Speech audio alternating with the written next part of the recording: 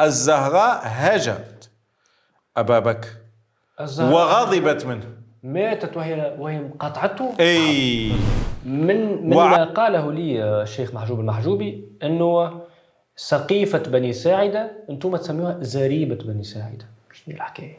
لا، هو قال سمع في بعض الإذاعات، فبينه وبين الإذاعات هي تاريخيا اسمها سقيفة بني ساعد. سقيفة كما في تونس نقولوا سقيفة، مكان تجتمع فيه القبائل، مثلا كل قبيلة كان عندها ديوان، مثلا عندها مضيف يجتمعون فيها يستقبلون فيها الضيوف. أعطيني كواليس ما وقع في سقيفة بني ساعدة. جيد. الذي وقع في سقيفة بني ساعدة هو أن الأنصار أو قسم من الأنصار حاولوا استغلال فرصة وفاة النبي صلى الله عليه وآله. استغلوا الفرصة. أي استغلال الفرصة. أي فحاولوا أن يرجعوا الحكم له، لأنهم كانوا متفقين على النبي. الصحابة البقية إما مهاجرين وما أنصار. رجعت النزعة القبلية، فبدأوا يتناقشون بينهم من الذي سيكون خليفة النبي صلى الله عليه وآله.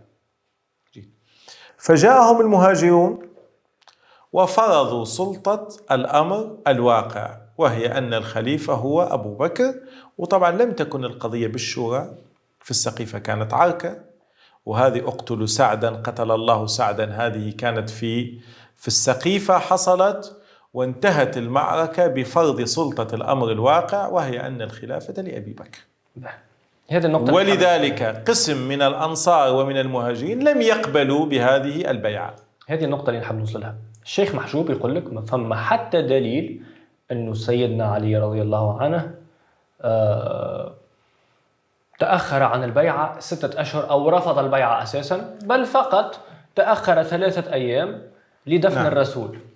3 أيام فقط. جيد. وأقر أن الأمة الإسلامية كلها اتفقت بما فيها سيدنا علي على خلافة أبي بكر الصديق. نرجع إلى كتابنا. هذا الكتاب ما هو؟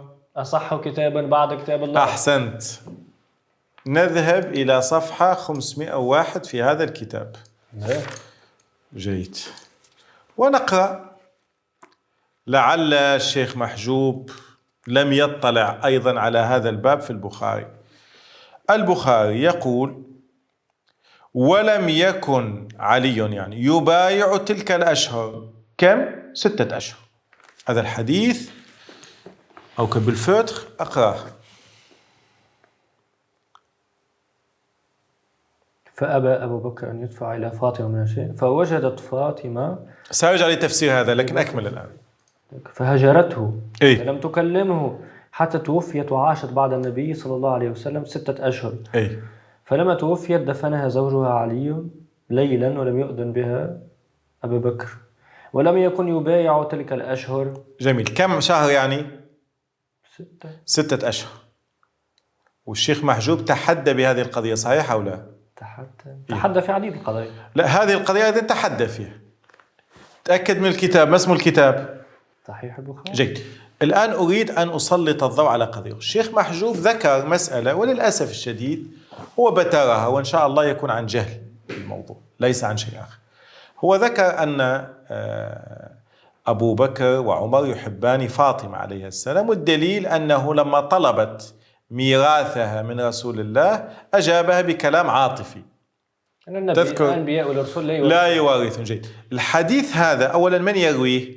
هذا عائشة، يعني شخص مأمون على ما يتعلق بأبي بكر. عائشة في هذا الحديث بدأت أن فاطمة عليها السلام، طبعا عليه السلام مكتوبة، بنت النبي صلى الله عليه وآله، أرسلت إلى أبي بكر تسأله ميراثها من رسول الله. أبو بكر رفض وقال: أنا سمعت من النبي كذا كذا. المفترض إذا العلاقة به شو يصير؟ تأخذ فاطمة بكلامها، هذا صاحب بوها وهذا أقرب واحد لبوها كما أنت قلت في الحلقات الماضية. لا أنت كما قلت لي أنا فهي تقبل بكلامه. به ما الذي حصل؟ هذا الخطاب للجمهور المتابع.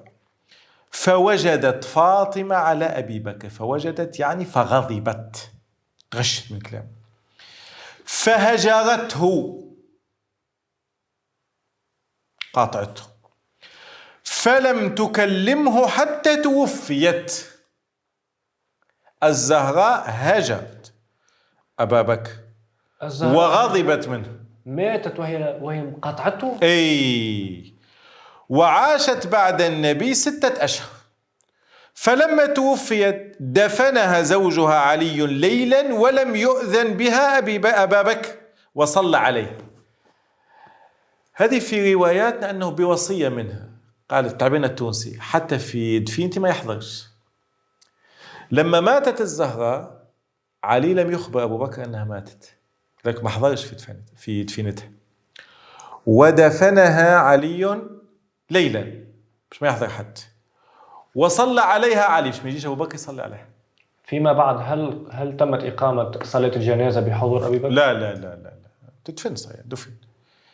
وعاشت بعد أبيها 6 أشهر، ولم يكن علي يبايع تلك الأشهر.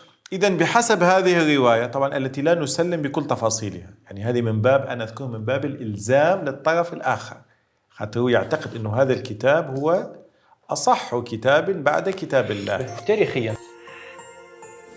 قناة تغيير مود.